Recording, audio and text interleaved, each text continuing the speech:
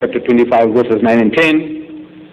And his sons, Isaac and Ishmael, buried him in a cave. Buried Hazrat Ibrahim in a cave. The field which Abraham purchased of the sons of Heth. There was Abraham buried. There was Abraham buried and Sarah his wife. They were buried in the same place. What land? What he had purchased with hard cash. He got nothing for nothing. He paid for it, according to the Bible, your book. So in other words, he had nothing. And we are told that he didn't have enough land to rest his foot upon. Not 1 square foot of land he owned. What was given to him for nothing. This is what he had to buy with his sweated labor.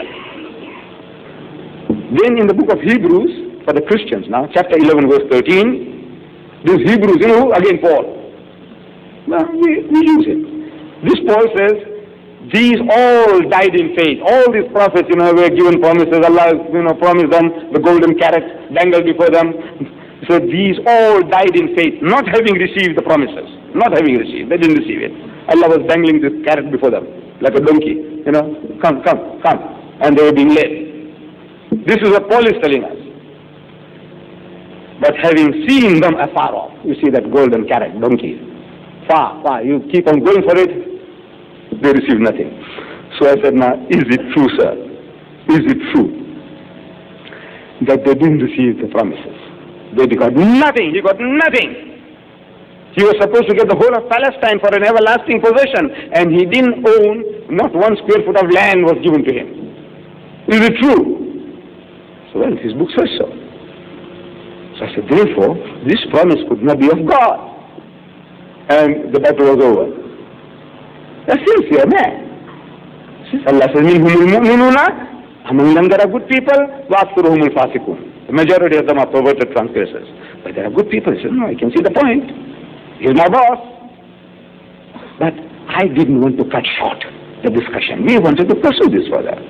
So I said, see, Mr. Dear, I am prepared to concede that God did make such a promise. As if Palestine was my father's property. I'm prepared to give it to you, in other words. So I said, now, the prophecy is, I will give unto thee, means Abraham, and to thy seed after thee. I said, who is the seed of Abraham?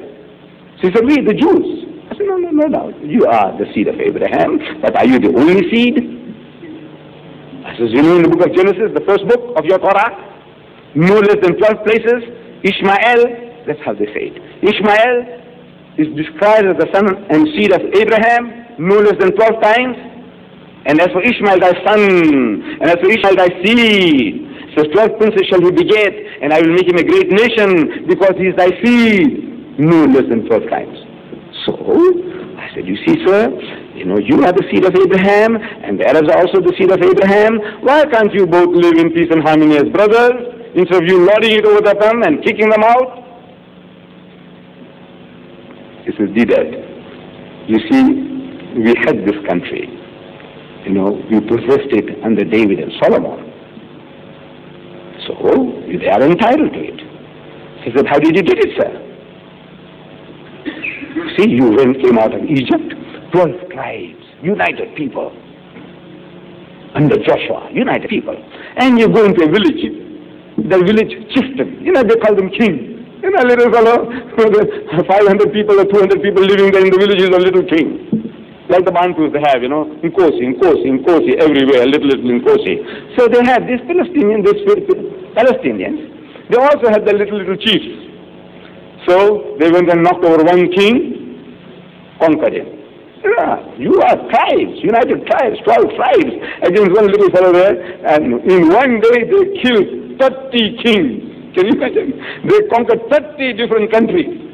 Can you imagine? No, what they did was one village, another village, and not held into them. They didn't know that they were a nation. This guy is thinking his village is country. He is not thinking that, look, those guys are coming along, let us unite and defend ourselves. No, this is mine, he lost it. That guy thinks this is mine, and he lost it. And they lost 30 countries in one day. 30 kings, they killed the Jews. They killed 30. So I said, you not heaven to the people, because the people, they didn't know that they were a people. They didn't know that they were a nation. There's only one little chieftain and another little chieftain, you knocked them over and you took the land by force. I say, if that entitles you to that country because your forefathers, David and Solomon, had it, then we would be entitled to Spain. I said, my forefathers ruled Spain for 800 years. 800 years, the Muslims, and we had to go today and see the monuments that my forefathers built.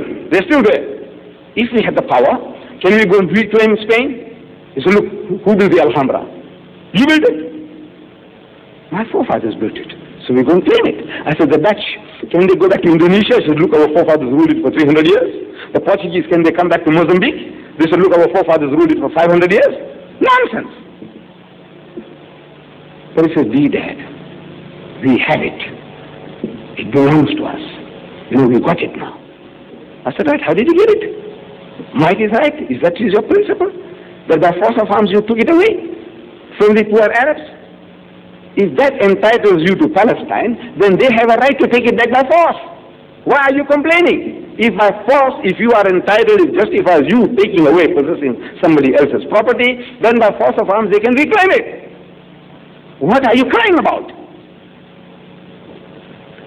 And the discussion went on for an hour. And this boss of mine, with the other Jews, they had sins. They're good-hearted people. Among them, Allah says.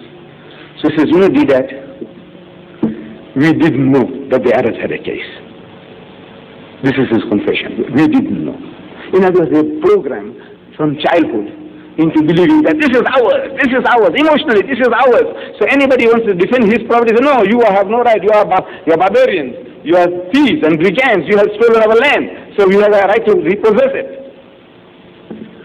He said, Deedat, I want you to write this, and I will publish this in my Temple David magazine. It's a new synagogue of the Reformed Jews in Durban.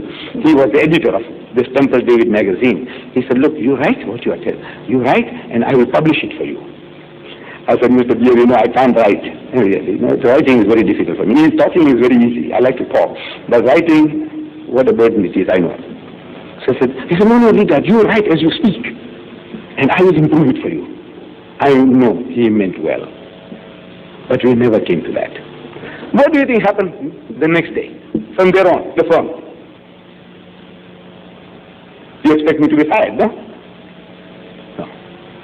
From the day onwards, I have become Mr. Deedat. Previously, Deedat. Now it's Mr. He comes in the morning, says, good morning, Mr. Deedat. He goes for lunch, says, good afternoon, Mr. Deedat. Good evening, Mr. Deedat. Deedat becomes Mr. Deedat. Promotion.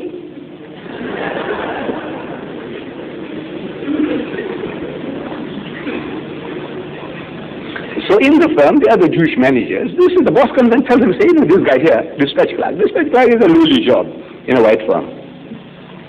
So this guy here, man, he made leaves on us. See?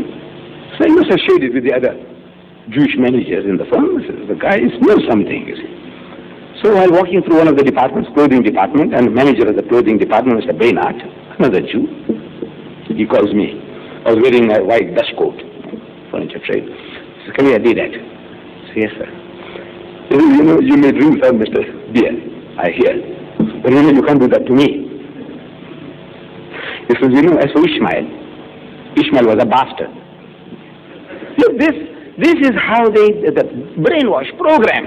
As for Ishmael was a bastard, he says. An Arab would have put a knife through him. But we couldn't afford to do that. So I said, Mr. Deedat, look, why don't you come home? We will sit down and we will talk. Bring your wife along and your friends will have meals together. I said, you can't do to me what you did to Mr. Beer. I said, who's talking about doing anything? You come home. Not interested. And every time I get over to Mr. Bainat, I said, my wife, I told her, and she is looking forward to receiving you and your wife. Come home. Every time I said, look, Mr. Bainat, come. We're waiting for you. So he was persuaded. He comes. Mr. and Mrs. Bainat, Mr. and Mrs. Peel, and Mr. Townsend, who was a backroom boy for the Full Gospel Church. 3 Christians and 2 Jews. They come along. Same treatment, feed them well, take them to the masjid, bring them back. I said, now we have teas and samosas. So they're having teas and samosas. So I said, maybe now the guy softened. You know, the tea and samosa and our meals, you know, they're very good. It might have done the job. So I'm thinking. So I said, Mr. Deedat, you remember you told me in the shop that Ishmael was a bastard. He said, of course. I said, you still stand for that? He said, of course. I thought the samosas had done the job, but it hadn't.